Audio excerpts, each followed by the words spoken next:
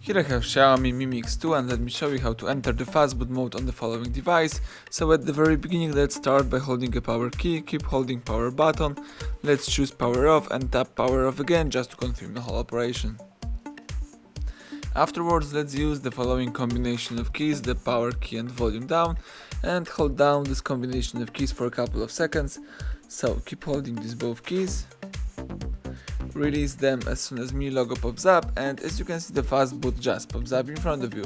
So right now you can use the Fastboot mode of XIAOMI Mi Mix 2, or you can simply quit this mode by pressing a power key for a long time, so keep holding power button